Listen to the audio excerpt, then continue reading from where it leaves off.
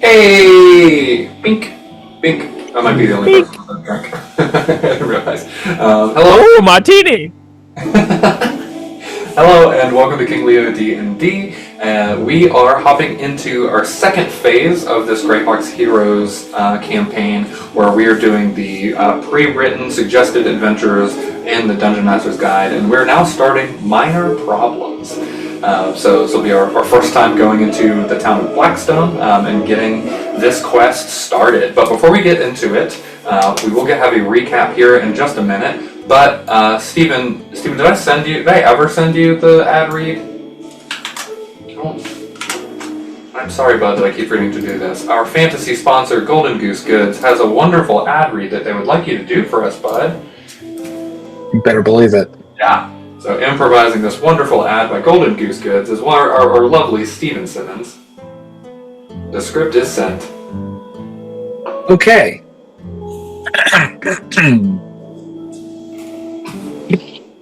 One ring to zap them all. One ring to charge them. One ring to mildly shock. And in the darkness, make their hand or hair stand up. Adventurers, are you tired of magic items that come with way too much baggage? Have you ever wanted the Ring of Power without all the curses, corruption, and long-winded monologues? Well, have I got the item for you. The Ring of Power! No, not that one. The lawyers were very clear about that. This one just gives you modest, yet respectable, electric abilities. Wearing this shocking piece of jewelry grants you a light zap attack. Not enough to win a fight, but enough to make someone go, "Ow, dude, what the heck?" Static clean control. Your cape will never sit tight again. Sit right again. Perfectly crispy toast. Simply hold your bread in one hand and extend a dramatic finger in the other. Voila! The ability to charge small objects. Never run out of juice on your sending stone again. Just be prepared for the occasional mild explosion. And the best part, unlike some other rings of power, this one doesn't require a century-long quest to destroy. It just sort of deactivates if you get too sweaty. But don't just take our word for it. Here's a satisfied customer. Oh yeah, I love my Ring of Power. It's super strong, just like the other one, probably. I mean, this one doesn't make me invisible, but it does make my cat's fur stand on end, which is almost the same. Anyway, 10 out of 10 would electrocute myself again. But be careful, because the Ring of Power comes with a strict set of conditions. The magic only activates if you strike a dramatic pose before using it. Yell something cool, very, very cool, like, "Oh, kid! How?" Wait, I read that. Except that, yes, your friends will make fun of you for wearing this. So if you're looking for a ring that technically makes you powerful, but mostly just makes you a human handshake prank, the Ring of Power is for you. Available now at the Gilded Goose Goods, where we promise no Dark Lords included. One ring to zap them all. One ring to slightly stun. One ring to mildly impress. And in the darkness...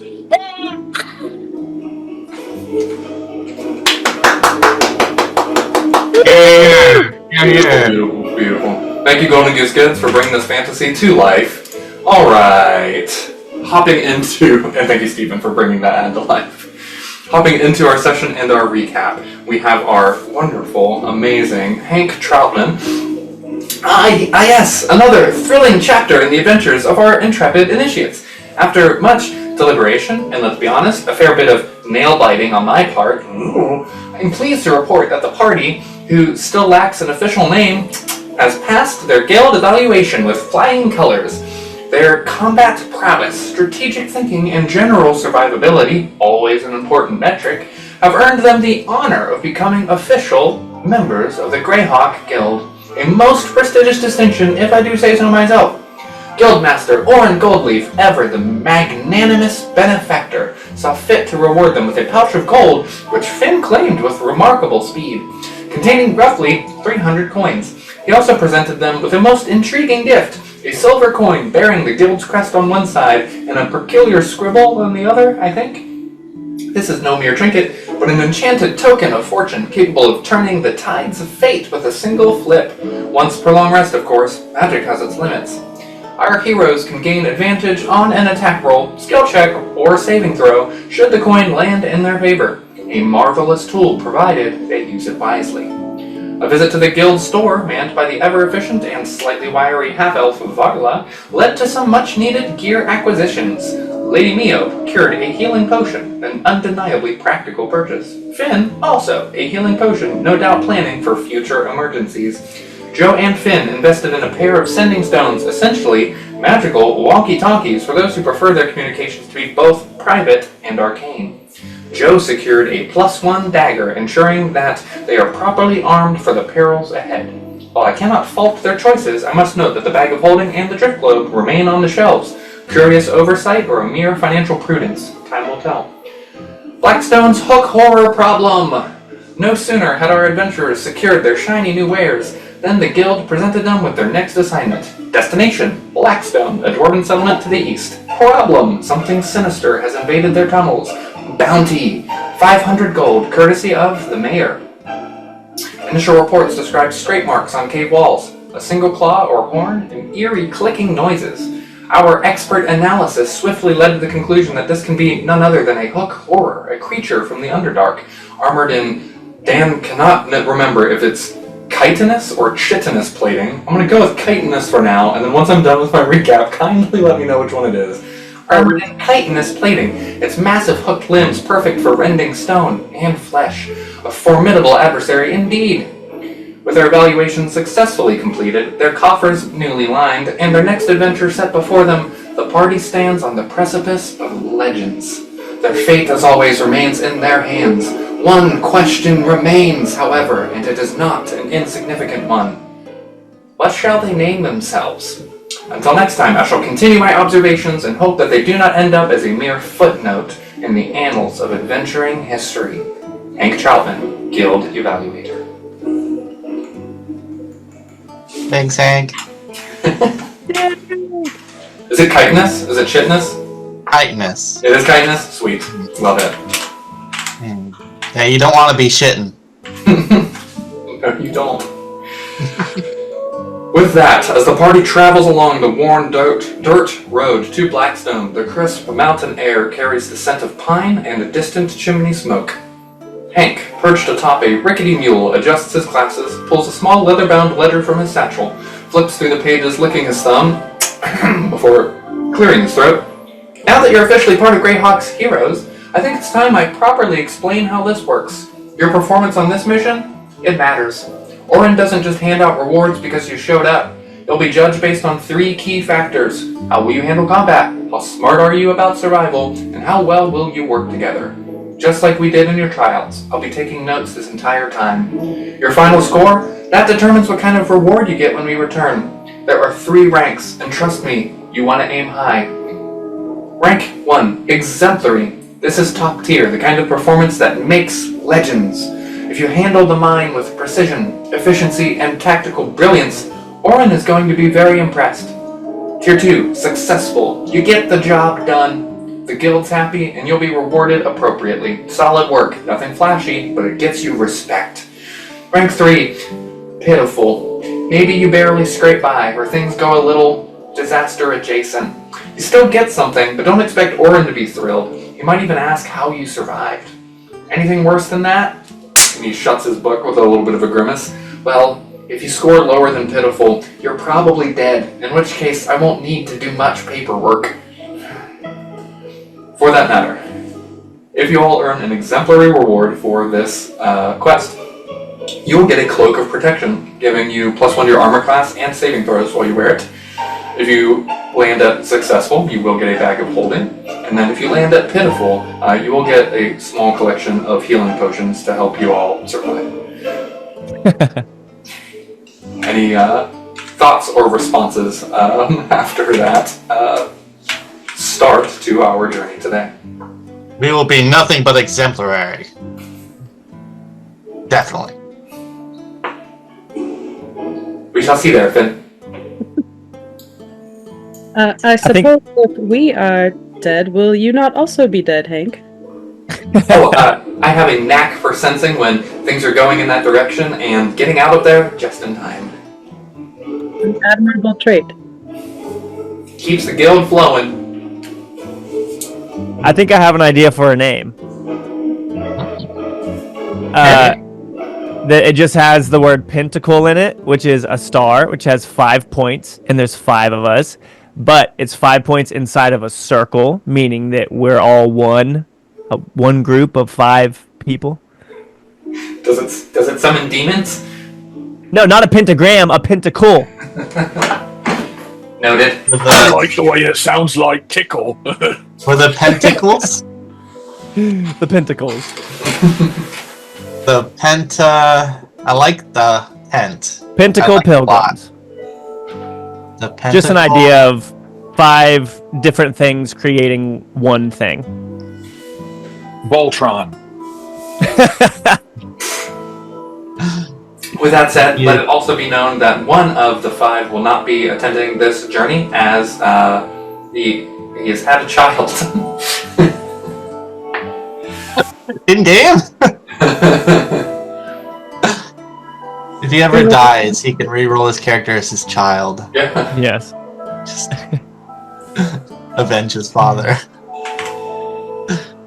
As you press forward along the rugged road, the rhythmic creak of saddles and the crunch of boots on dirt are the only sounds filling the quiet dusk. Then, just ahead, faint grunts and guttural voices drift from beyond a rocky outcrop. Their words are harsh and clipped, but that's about all you hear, other than maybe a distinct growl of something, also obscured by the darkness. Snapping What time of day is it? into attention, we're getting maybe like an hour before sunset. Is this a type of dialect, or would these sounds be familiar to me as an outdoorsman? Perhaps. Go ahead and roll to do a perception check for me just to see how clear it is to you. Oh, okay. Here I go. 11. Okay. And then for the 11, then if you could also then make a nature check for me after that.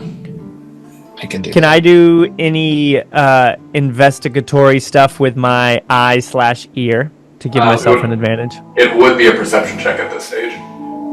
Okay. Also an 11. Okay, let me get a perception from Solo first, and then we'll proceed. I also speak Goblin. If that's what this is. Are you reading my notes? No, I'm not. Is it that? Okay. 13. 13. Okay. As you see the party perk up, and Solo also kind of trains his robotic ear in that direction, he draws the group's attention over towards some of that growling. And then Mio, you are able to then understand what this grunting and growling is, which you then get to hear, "Hurry up! The boss wants fresh meat before moonrise!" And then another response, "Bah! Stupid travelers never see it coming. Wargs chase them right into our arrows." I hear some goblins from perhaps New Jersey or perhaps Florida. Florida man brides a warg.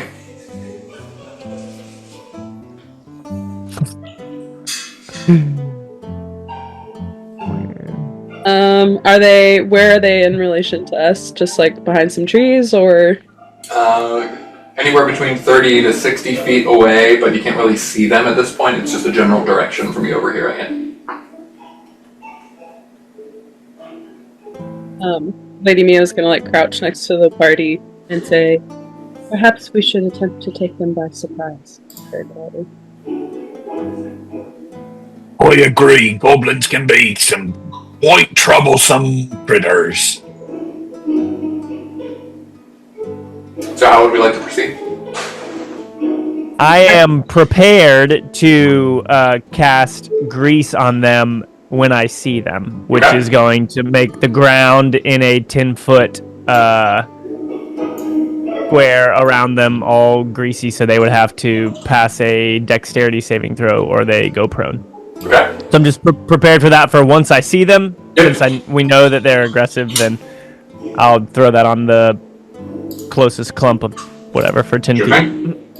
I want to cast Bless on myself and Lady Mio and Solo. Okay. I'll do that. You said you, Mio, and who was the third? And Solomon. Great. Okay. Would we have long rested since Yes. the shop? Totally Nice. healed. All the animals I said I would turn into are in my notebook, which is in your house, Dan, but I'm pretty sure I turned into a cat last time. Mm-hmm. I don't know if someone wants to correct me on that. But I want to turn into a cat again. I'm going to do some scouting. Okay.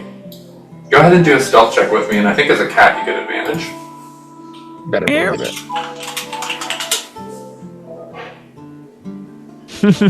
Let me Nice. check the new monster manual.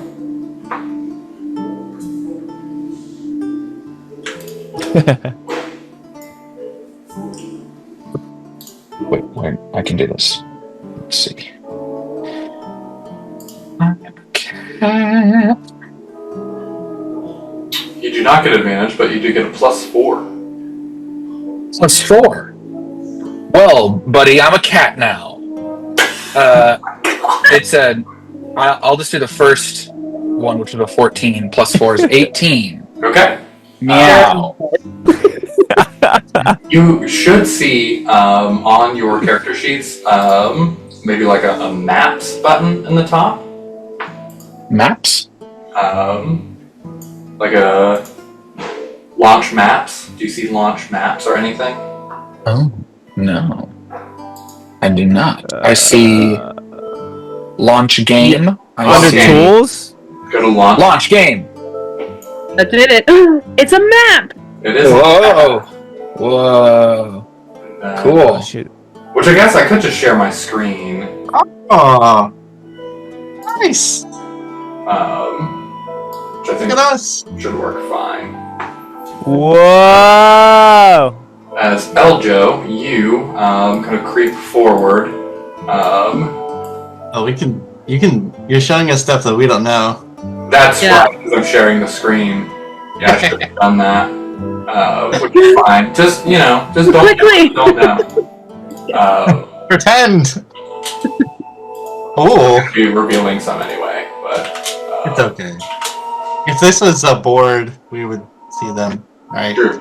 Eljo, as you kind of sneak ahead, you can see the talking goblins here. They do have wargs that they're not actively riding at this point, but they are very close to, off in that corner. And you are a cat. What would you like to do next? I want to slink towards. No, actually, you know what? I want to climb a tree and see if I can bounce on trees over to where the goblins are and look down and listen. Okay. Easy enough. You are a cat. That is a tree. All right. Boing, boing, boing. Any communication to the party? What do I see? What's going on over there? Yeah. You see two goblins, and you see their like large canine wargs, and they seem poised and aware that the party is coming. Okay. In that case, I am going to circle back to my team. Okay. I can grab myself. I circle back. Can you see me drag myself? No. Okay. I was going to make a It joke, would but work now I out won't. for you. That's okay. Okay. As a cat, I say in the same voice as Joe. Really, they're poised and ready for us. I'm gonna make a distraction, and then I'm gonna try to go wide and I think basically what I want to do is try to get them to I can draw. Yeah, well, all right. Well, we see Joe here, and so basically what I want to do is I want to make a feint right over this way. I want to move over towards these countries here and distract them, so then they go that way.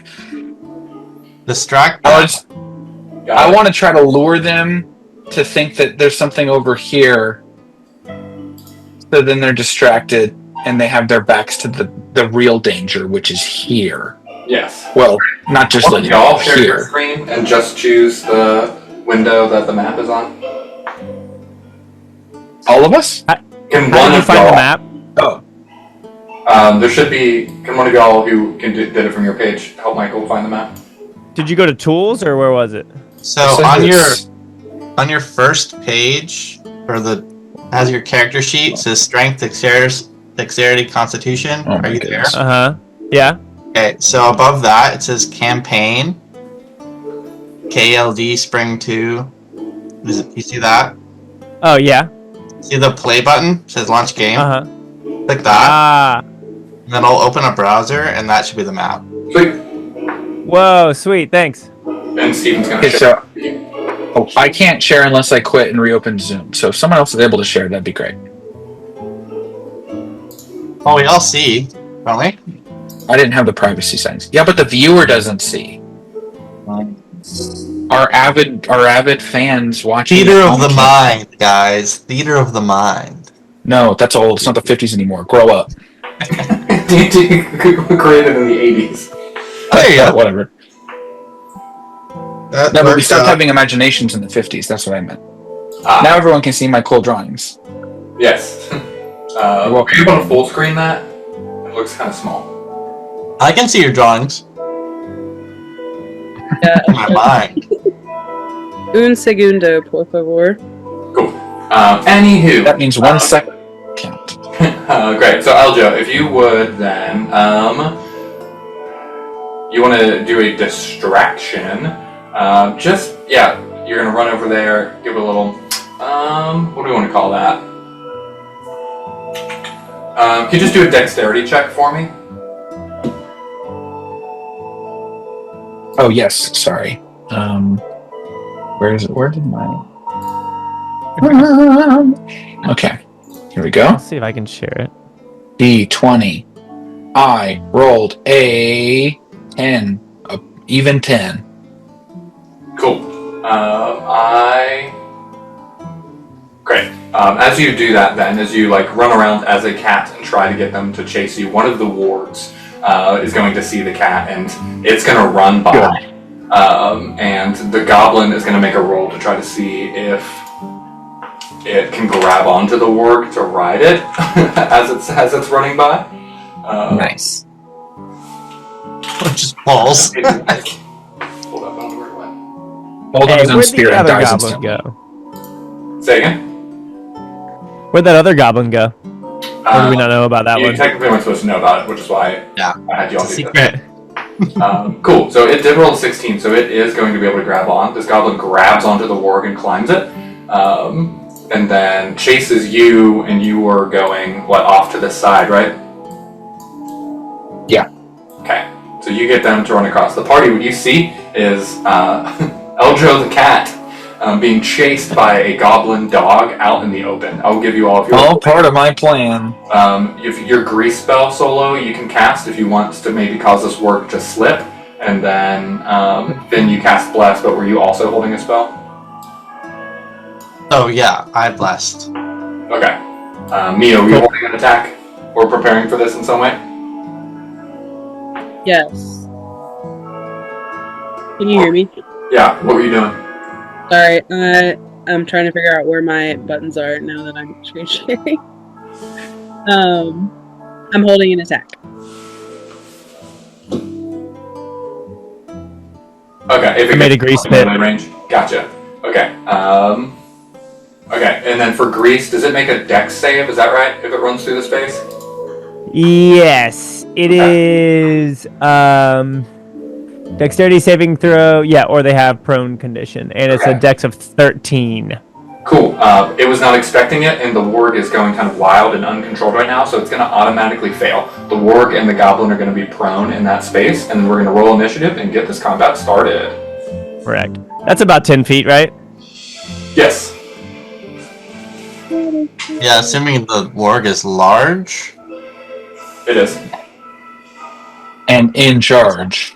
he's in charge. Nice. Alright, you're rolling initiative. Oh, Alright, Nia got your 6. where is it? 11. Finn's, I got your 2. Oh no.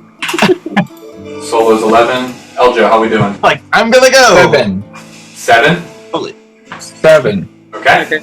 And then the initiative for the goblins, we're going to start with Goblin and Warg A, which is going to be this pair. Okay, and so their movement speed, please. There we go. He's 50 feet. All right. So we're going to go. Let me get the measuring tool out. We got 43 feet to get up against Finn. And we're going to start with an attack from the Warg. The Warg's going to try to bite Finn, and it rolled a 21 to hit.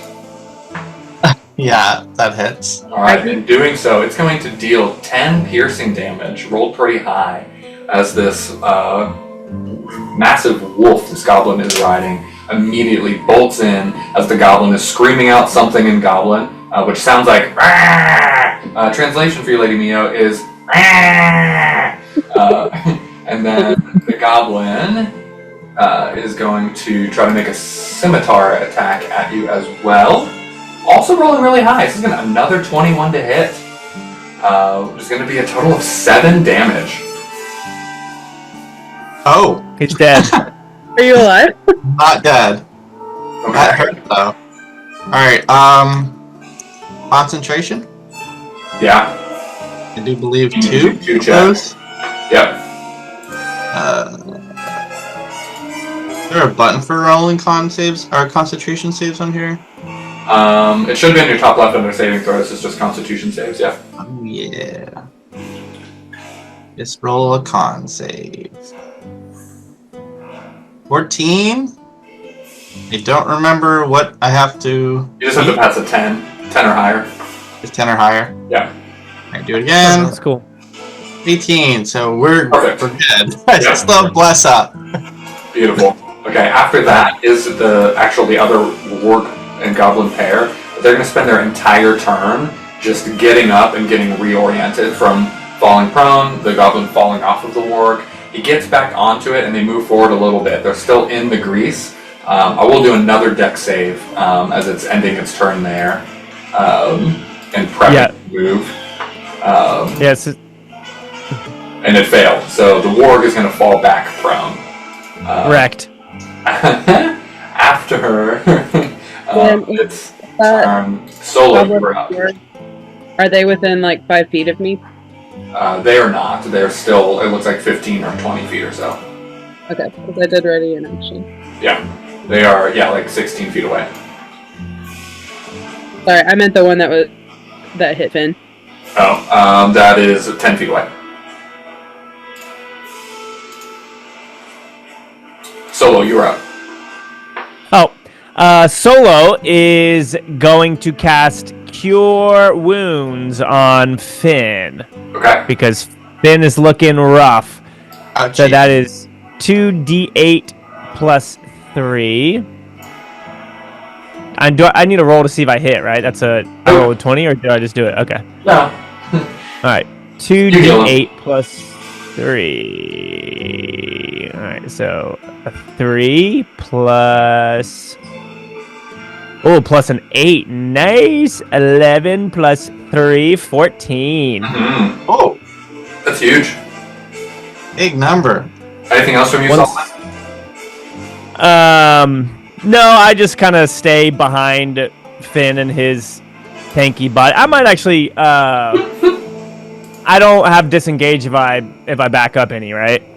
Correct. Like Well, you're not- the goblin won't mess with me. Right, you shouldn't have to. Okay. Then yeah, I'm gonna. So I put my hand on his shoulder and heal him, and then back up, kind of to around Cool. here. Okay. This goblin on top of this rock is going to make itself present, climbing up over the rock, pulling out I think a bow of some kind, a short bow, and it's going to roll to attack Lady Mio. It rolls a 10. Does not hit. Okay, so one arrow flies and lands right between your feet. And because you're like poised and ready to attack them, you hear the sound and the movement, the arrow hits the ground, and you just quickly, with an instinct, like twist your blade, cut the arrow in half, look over, and you see that it was just the arrow, and then you look up and see the goblin who's looking down at you. Eljo, you are up, and then Lady Mio.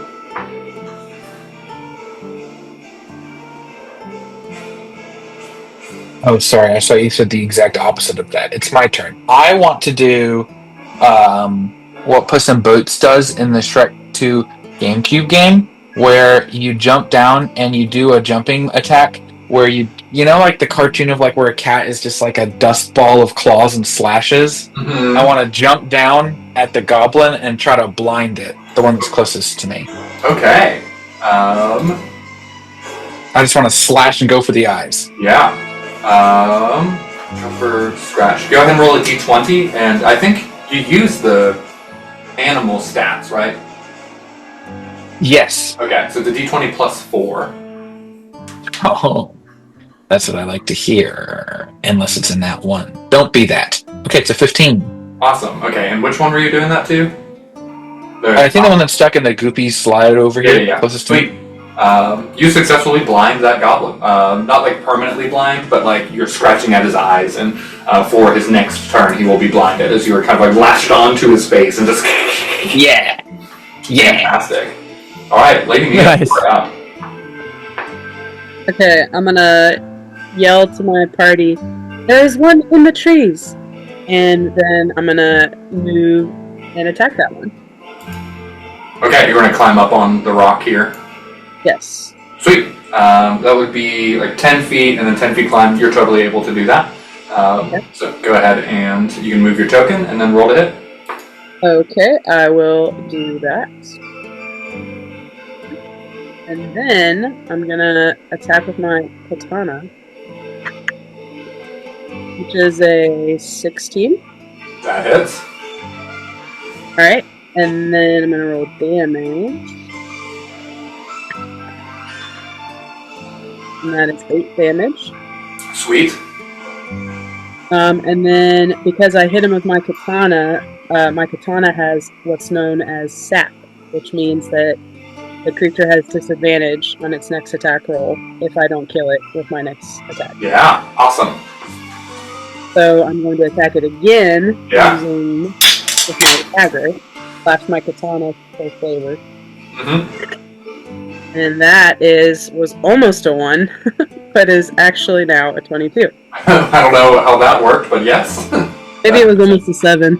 Oof. Yeah. 7. Okay. And then I roll damage, which is 5. That is exactly its health. That has 13 health total. Woo! You can describe your kill on this archer goblin. Okay, you know that when samurais do that kind of trick where they have a block of wood and they do like really 2 quick cuts, and I do that but to the goblin. So slash diagonal, and he falls into 3 pieces. What was once 1 goblin was now 3 goblins, just piecemeal. Great. And so that one is severed and done. Bringing us to Finn. That's me. Okay. I definitely want to hit this guy back, so I'm gonna do ow, pat. Sorry, these guys are being crazy on me. So I will do one of these. Does a 17 hit the goblin? Yes, it does. Cool. This should roll damage properly. Alright. That's 13 damage. That kills it. Nice. I slice him right in the head. Just get in the skull and just pull it out. Awesome. And he slops off sideways off the dog. Yeah. Warg. Alright, I'm good. I'm not gonna move. I'm not gonna use any bonus action, so I'm done. Okay. Oh, I'm sorry, that was the wrong goblin. That one. The warg Yeah. is still an issue, right?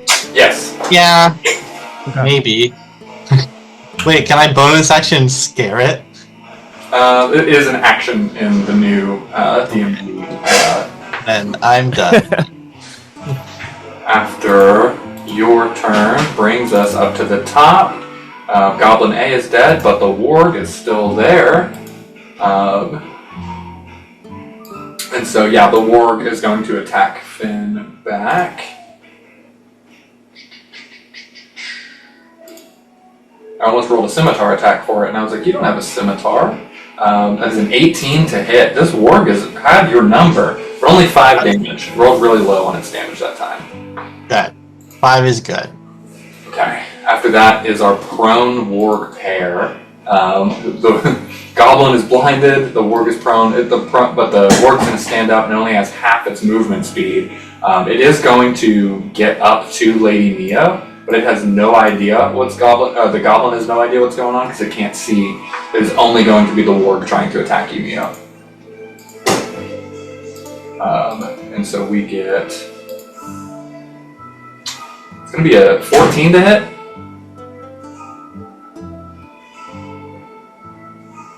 That does not hit. Gotcha. Okay, cool. The warg is trying to climb up on the rock and just like slashing up towards you. But you're very quick to move up there, and it's not quite in a close enough area to get a good attack on you. And the goblin is blinded and screaming and not able to do that much. Solo, you are up. Solo, is Joe in danger of taking firebolt damage since he's on them? No, you'd be fine. Okay. Does it do AoE? Firebolt does not do AoE. Okay. If you did roll a 1, I'd say there's a chance that you hit Joe, but not necessarily guaranteed. Okay. I will just adjust to right here and shoot my firebolt at the warg in front of me, next to Finn. Oh, by the way, you have less. So roll an additional d4 and add that to your... I forgot to roll mine, so Well, doesn't matter. oh, that's not gonna do anything. Oh, what do I add to it? Oh, I would add 5. No, that's a 9. Yeah, that does not hit. Brutal. So a flash of fire next to the warg, but it is still in combat with Finn and fine. After Solo, we are going to Joe and then Neo. Did you roll to hit? Yeah, I rolled the hit. I rolled a 2 and then added 4 and then Okay. yeah, it was just super low. I see. Okay, so I got a. Is this the blinded goblin that's close? Yes, you're Maybe not. currently riding him. Yeah, I am. I want to turn back into Joe and crush him with my body. Okay. I will say for free that just happens because you change into your normal form on top of him. Nice. You and him fall off of the warg. But go ahead and just do a dexterity check for me to see if you land kind of poised and ready to follow that up. Okay, well, let me say what I was thinking of doing first, and then tell me if that happens the same way. My thought was literally like falling onto him with my dagger and then just like sticking it into him. Yeah, so So- you need to do a dexterity check to see if you're like poised and able to maintain that shift while falling. Cool. Well, it's again an even 10. Okay, it was a 10 or higher would have been enough to do it. So now you can go ahead and roll your attack roll. Cool. If you'd rolled higher, I could have given you like advantage for it, but with a flat 10, like you're able to just try to get this attack off. Okay. So what I'm visualizing is that I've turned into Joe, and I'm kind of like trying to hold on to him and go at him with a dagger. But it's the first time I've done a move like this, so I'm a little disoriented. Let's see what happens. I get a nat 20 plus 5. Yes! Well, deserved. You know. Love that. The dice know. The So dice. that's double damage? Nice now. I think D&D Beyond should automatically do it for you. Poor goblin. That's enough to kill the goblin. You can describe it. Go ahead and continue the description of that kill. Nice. I turn into Joe, and I pull out my dagger, and I stab him. And as he bleeds out, I go. That was a hiss. I don't know if my AirPods picked it up, but I hiss at It it. didn't. No. Okay. You go. Sure did. Yeah, I was like, wait, it's probably dead silent through Zoom. I just hissed into my AirPods. I'm As quiet as I contemplate what I've just done. as the last goblin is killed, we could do the attacks of opportunity and we could play that out, but eventually the wargs have a good bit of health and run away. And so you make some follow-up attacks, and they're ridiculously fast. They would run at 100 feet per round as they are dashing away, but as their leaders and the goblins that command them and tell them what to do are gone, and they see danger ahead, they book it and leave. Huzzah! Hank steps forward. My, that was very impressive, very coordinated, and he's looking over at Joe. Very creative, but nods towards each of you as all of you played significant parts in this combat and did well. And he just begins to note down at some of the tactics and teamwork and effectiveness that you all had. No one missed. Well done. Thanks, Hank. Solo did miss one attack, but yes. But Just I would say no one's counting, but Hank is definitely counting. You get double points for healing me, so we're good. No one's counting except for Hank because it's his literal job. I count things. I'm a particularly good counter. A 1, a 2, a 3. I always wanted to be an accountant, but a counter will do. After you resettle yourselves and the rest of your journey over, it is only about 30 minutes to an hour before the village of Blackstone appears to you, built into the side of a mountain. You make your way forward and you can see homes and shops that are worn but sturdy. You can see miners and townfolk watching as you arrive, eyes full of even hope, but some of them looking over towards the mountain with little glimpses of fear as well. The entrance of the mine looms ahead as a black maw is there against the stone, and even as you were walking by this mine, following the direction and instruction by some of the guards and locals of where the local inn is, you can even just hear a faint echoing, clicking and clacking from the cavern there. But you were making your way to the Iron Hearth Inn, a sturdy, well-worn establishment built directly into the stone of the mountain itself as well. You see thick beams of dark oak support a heavy slate roof, and the warm glow of iron lanterns flickering invitingly through the small reinforced windows. The scent of roasting meat and fresh-baked bread mingles with the ever-present scent of dwarven ale, making it an immediate comfort to weary travelers with dried, scabbed blood spots from a goblin attack recently, and worn feet from a long walk to get here to Blackstone. How would you enter, and what's the first things you would be doing at this inn?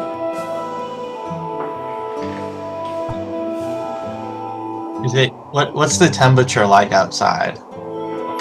As we're getting into evening, it is cooling off and a bit chilly outside. I want a nice bowl of soup. You got any soup? Good soup. We need good soup. A broad-shouldered dwarven woman behind the bar with these silver-threaded auburn braids and a very bright eye as she looks over to you, smiles. We can make that happen right quick. And yells out to somebody before a hefty bowl with like a bunch of root vegetables and giant chunks of meat, or like all barely chopped, but in this hearty bowl, and slid over to you. A couple plates of boar with like a mushroom gravy are also slid forward.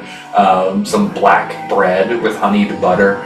And a couple mugs of stout are just slid forward to your group as you're ushered over towards the table. She smiles and nods. You must be the guild lot, right? That's right. We are here to save your mind. Glad to hear it. We've been waiting. Things have been scratching in the tunnels for too long now.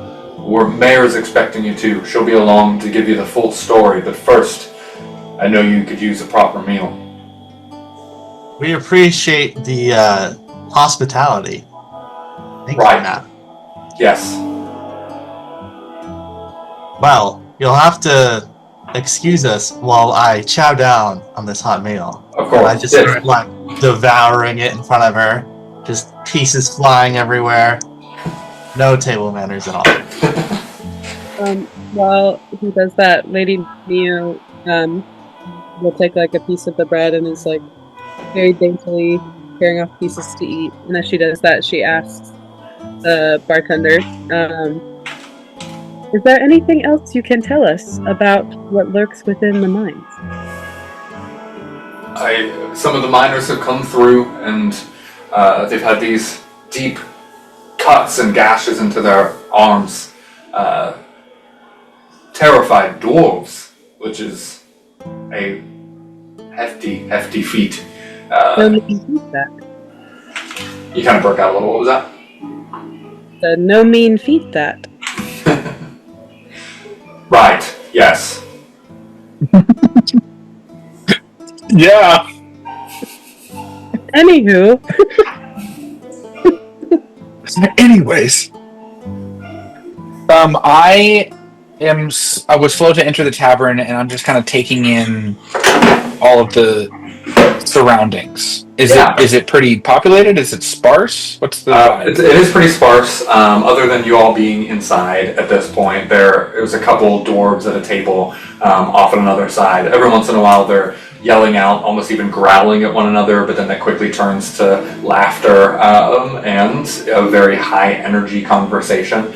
You spend a little bit of time watching them over as you look over and you see your party is being delivered a bunch of food and drinks, and then you look back at them and you can see they're exchanging money and rolling dice and just having a really good time playing some type of game with one another over there. Curiosity piqued, I walk over to the two dwarves. Okay. As you are settling in and you walk over to their table, you're drawn to that corner over there where two rugged dwarves are deep into a game of what you've heard them called stones and strikes. The table itself is cluttered with some gold coins, a couple trinkets here and there, but then you can also see a finely crafted hand axe with a polished steel head and runes carved into the handle. And one of the dwarves there is a thick-armed miner with a deep red beard. He just slaps the table down. He lets out this hearty laugh. Ah ha ha! Looks like we've got some fresh hands in Blackstone. You play? Impressive that he has a beard if he's a miner. One. No! Although I will say I hear you call it stones and strikes, and I have struck stones. Wow. Good looking piece you got there. And then he Which spies piece is he it. talking to about? Huh? Which piece? I have several pieces, so I'm just not sure what he's talking about. You've got one of the sending stones, right? Yes. I do. Well, yes? I don't actually know. Yes. Go and Jen help them. He looks you up and down, sees that stone. He slides the hand axe forward a little bit. I'll play you for the pair that you've got there. Can I hear this from across the room and join him? Or so I can have a partner? I think so. Yeah, you can hear that more. I'm not a subtle character, so I will go with my thumping was loud. All right. So as Finn also comes over to join, the other dwarf then stands up and they go over to the same side of the table together. This is Dane Flintgrip and Torgar Blackvein, and they're playing this game called Stones and Strikes. And so what we're going to do is that each player is going to roll 3 6-sided dice, 3d6. And then you can keep your total or risk re-rolling 1 die for a chance at a better hand. You would choose one of those 3 and re-roll it.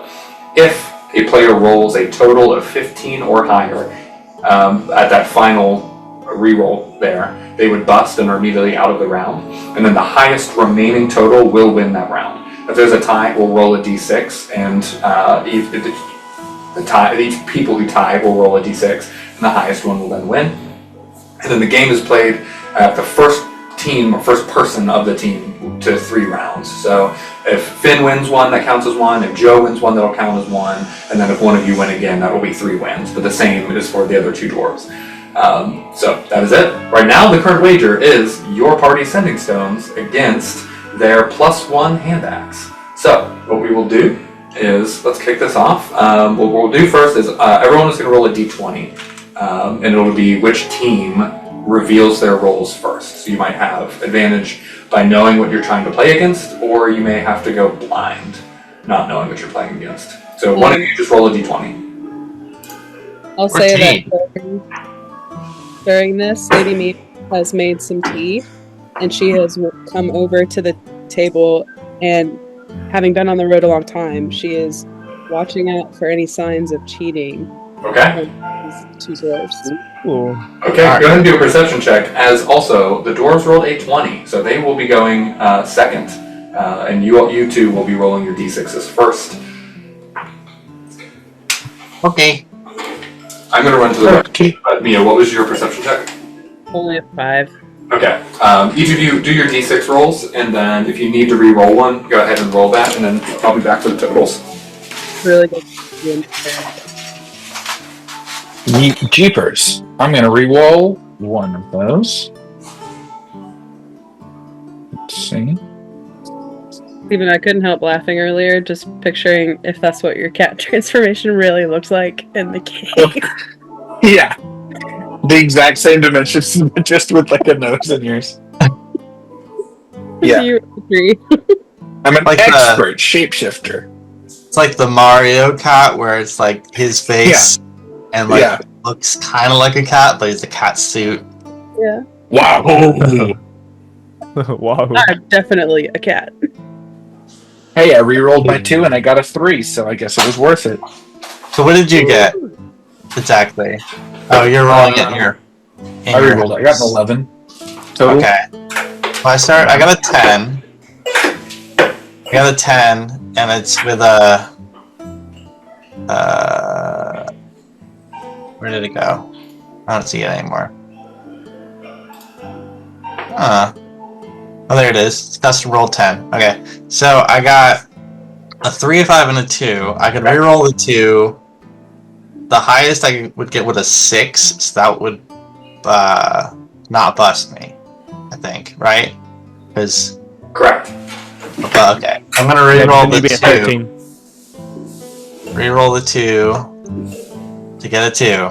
So we're give it a 10 and an 11 on our team. Okay, and Lady Mia, what was your... did she say her perception check?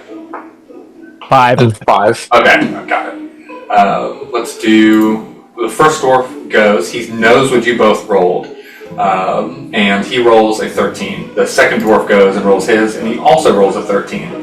A 5, 5, and a 3 for the first one, a 6, 1, and a 6 for the second. And so they both just grin, nod towards one another, and 1 win for the dwarves is marked. Lady Mio, I'll have you roll another perception check. I'll have you do this every round, just as you're watching. But let's go ahead and do another d20 roll from each. The dwarves roll. Can I do investigation? For what? What are you digging around for? I can't investigate them. Is investigating more of like a physical, non-human thing? Investigation is a representation of like you literally like moving things around, trying to find signs of something. Okay, I wouldn't do that then. Never mind. But if there's something you would, if you want to describe what your character would be doing, we can figure out what that role would be. Is there a dartboard in here? Sure. There was a dartboard in here. He's gonna pull a Ted Lasso. I would grab one of the stouts off the bar and just be drinking that. And I have my own darts that I've made that I carry around with me, just kind of as like a fidgety thing. And so I'd be throwing those while paying attention and watching what they're doing as well, kind of being solo, if you will. Sure thing. I believe Lady Mio got a nat 20 on her perception check. Nice. Beautiful. I rolled a 16 on a d20, by the way. Sweet.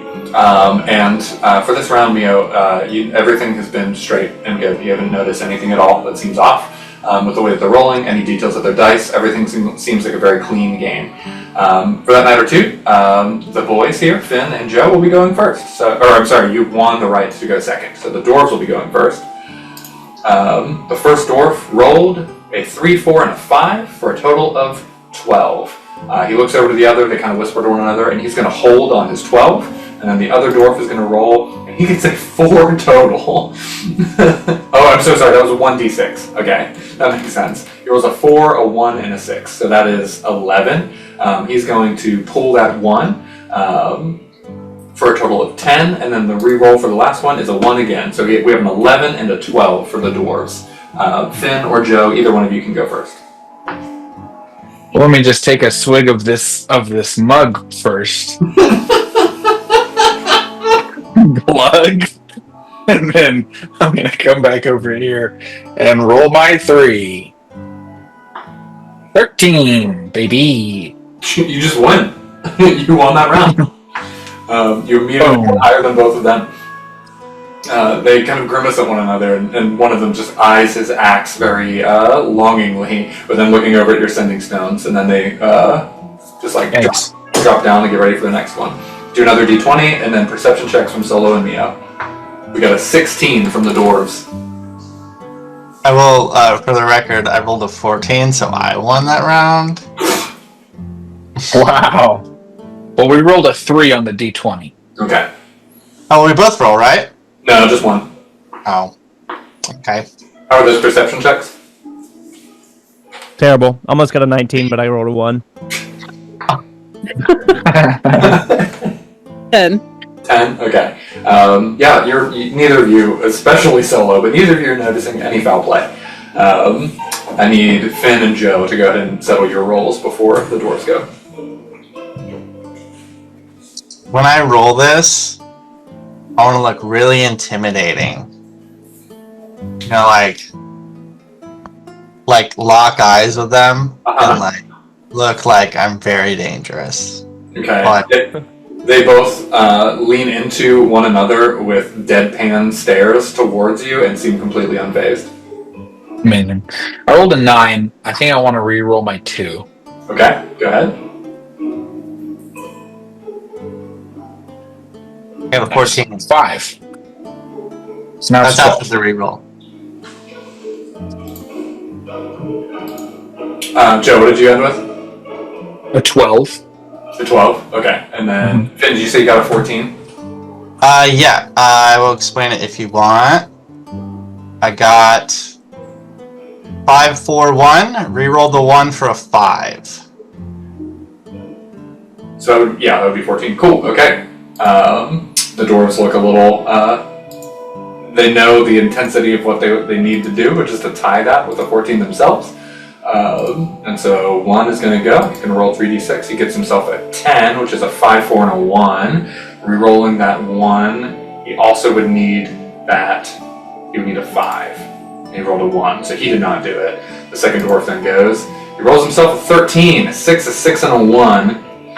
So he's going to keep the 2 6s. And he needs to get himself a 2. And he rolled a 3, and he busts. And so that is going to give our second mark towards the party.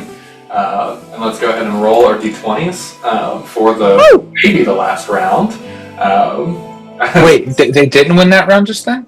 Yeah, we won. You all won. 15 is a bust. It's 2-1. Yeah. Oh, He had to tie at the 14. I see. Yeah, 14's the highest number you can get. Yes. Like a single tear is running down one of their eyes as he keeps looking down at his axe. But he rolls a 16 for their turn. Go for it, Finn. What did y'all... Oh, yeah. Well, I rolled a 15.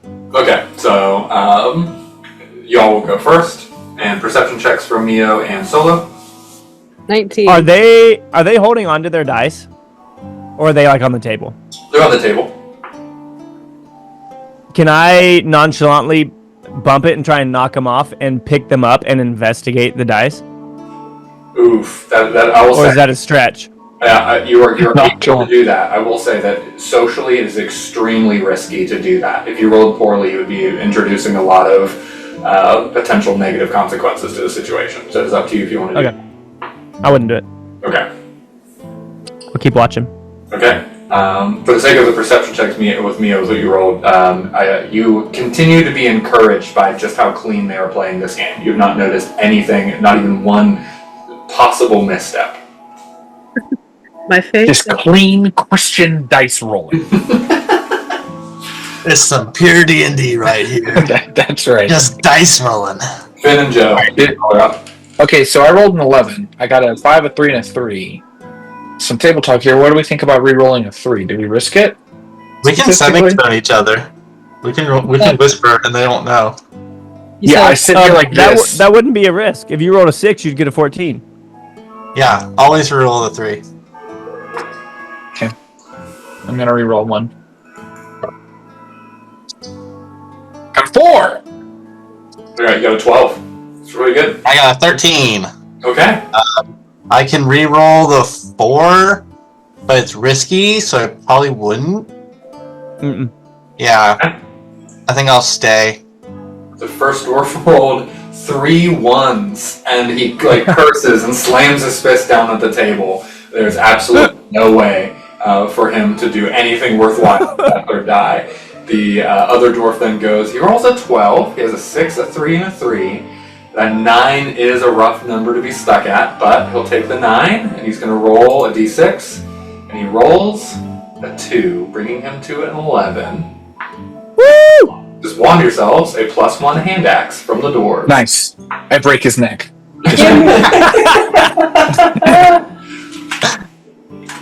Beautiful. Beautiful. Oh, that's... The wife gave me that axe. And as the other one is sliding it across the table, Finn, you're able to just grab the hand axe and start to put on his belt. But then by the time the dwarf dries his eyes, but a bet's a bet. I'm going to use it to peel my lamb chop that I was given earlier. Just eat. It's a good knife. Before you go dirting it up, double or nothing. 1 roll, you and me, that hand axe against, and he reaches into his bag and he pulls out a very beautiful looking tankard. And as you look it over, you can tell that it also is magical. And I had a page for it. I don't know where it went. I'll have to look at my other notes before I consolidated it. But you can see he pulls out a magical tankard and he slams it down on the table. 1 roll, you and me, that axe, my tankard. I just smile softly at him and I say... He's talking to Finn. I smile softly at him and I say... Belief is nature's tankard, my friend.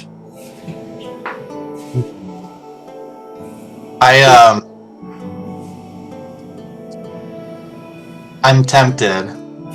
What's so special about that tankard? You start your day drinking from this tankard, and in translated speak, you would get, I think it's poison resistance for an hour, advantage on constitution checks for an hour, which would include concentration checks, and there was something else. I'm going to see if I can find, I have a note page for it. I want that tankard. Why don't you just trade?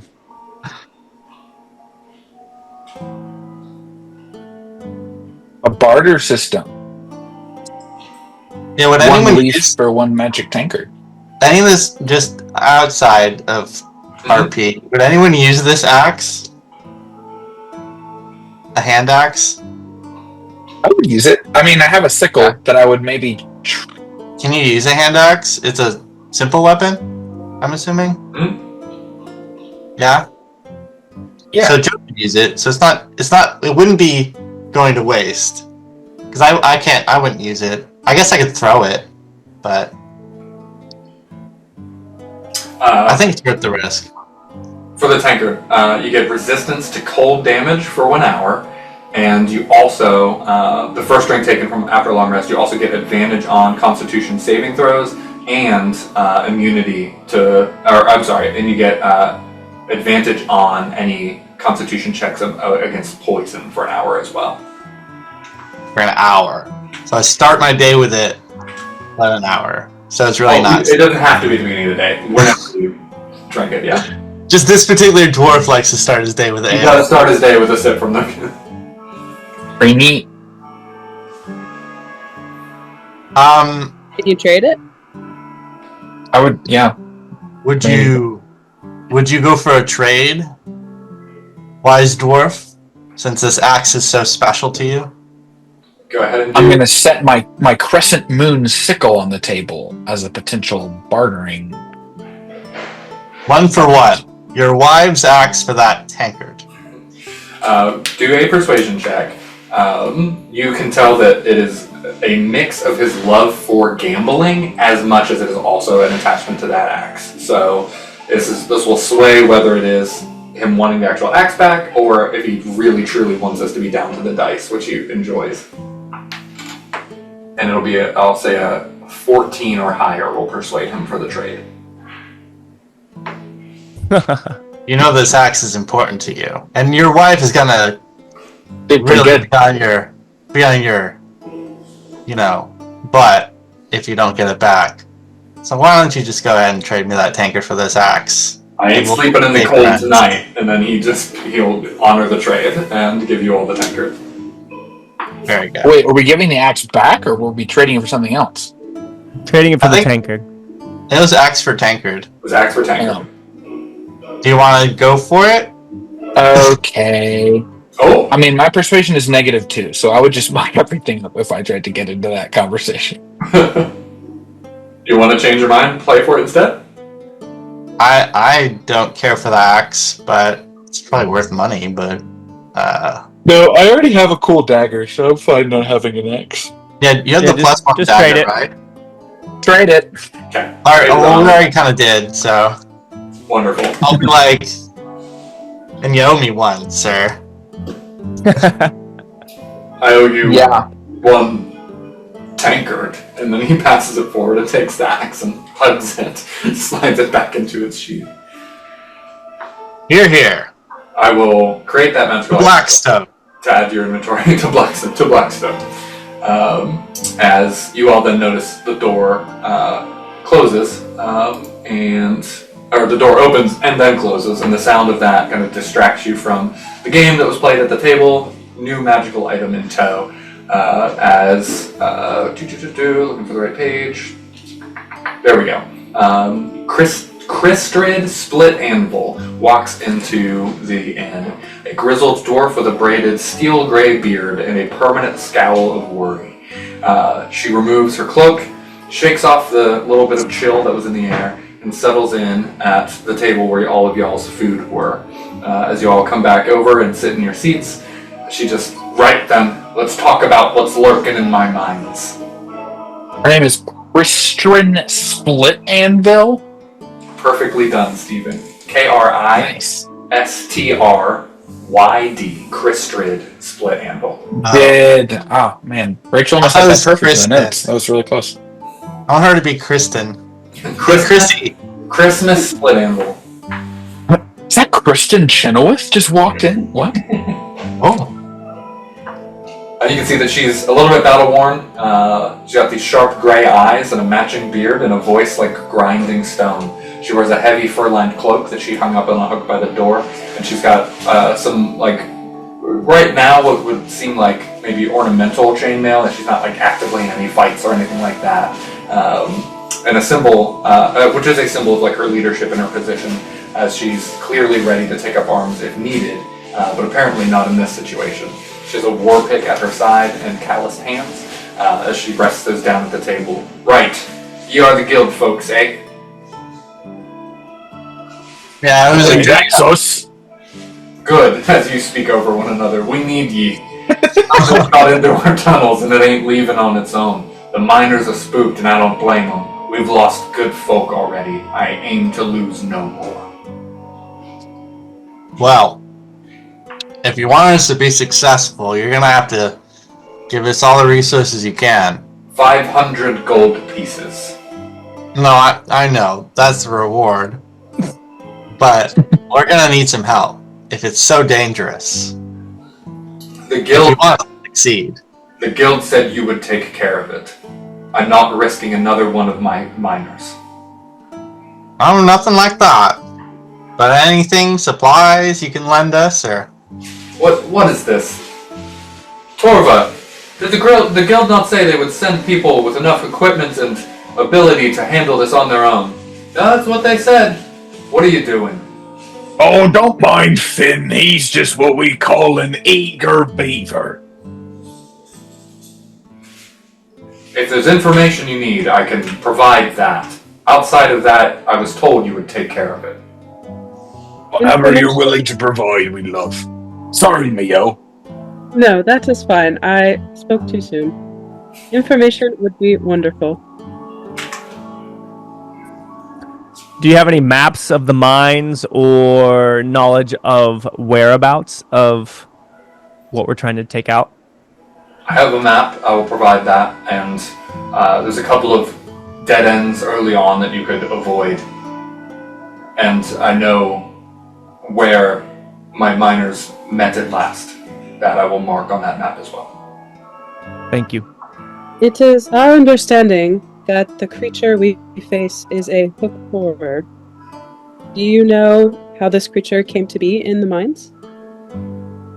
Or any other... We've come to the same conclusion. I'm encouraged that you all thought the same. A hook horror, we believe, from the Underdark, yes.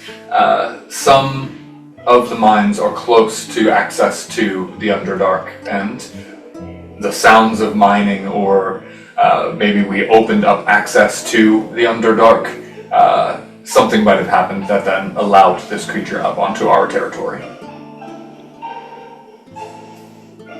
Well, I hope that you will be able to close access in the future. Us too. If you see that access, or where it seems to be returning to or home from, either mark it on the map or close it. We will certainly do our best. Miss Splitanvil.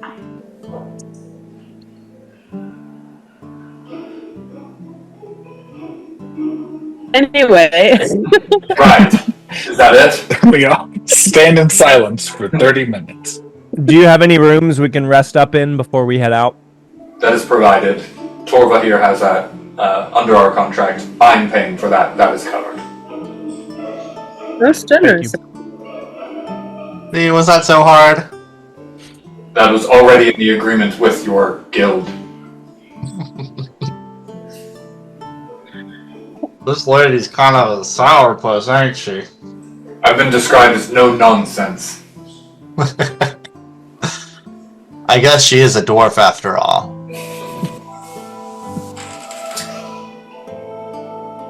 I say as an elf. Yeah. Oh, I see what's happening here. She stands up. Right, then. Is that all? I Missed. She just nods with a bit of respect and conclusion to the conversation before turning and leaving the inn. Did she give us the map? She did give you a map, yeah. Okay. I don't have an actual map at this point, but what you can see is at the entrance it breaks off into 3 paths.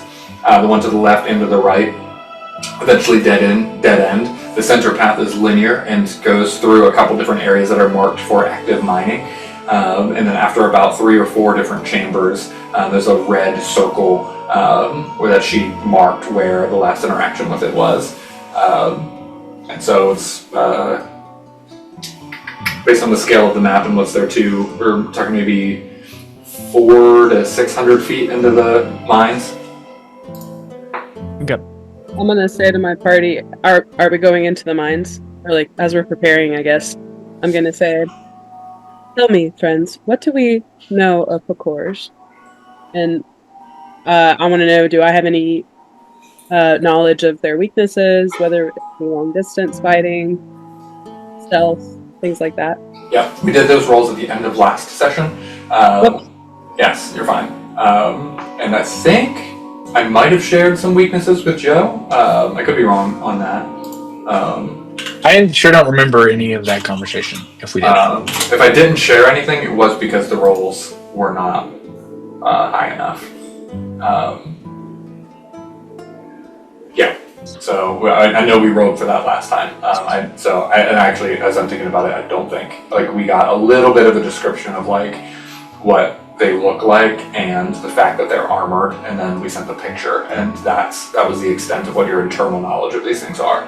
And then you all had asked Orin, and he said that the guild hasn't run into them before, but they would be interested in you all gathering information about it if you could, which would be added bonus to your score if you were able to do that. Cool. Well, shall we? yes. Is there anywhere in town we could investigate? Like a naturalist or an old wise medicine person who might know about Hakoras? Potentially. This is now at evening time where everyone is going to bed, so the businesses and stuff are definitely closed. I do think, for the sake of the party's expectations of when would be the best time to go into the caves, everything would be in the morning. You all have some space, especially after the goblin fight, to long rest tonight and then head into the mines tomorrow morning. If you wanted to stop somewhere and maybe ask around a bit, you could do that in the morning as well. Good idea. Yep, that sounds like a plan. Cool. Long rest taken. Sweet. Yeah, go ahead and settle up on that long rest, and then we will continue session 5 with the beginning of the next day and the entrance into the mines. Yay! See you later, everybody.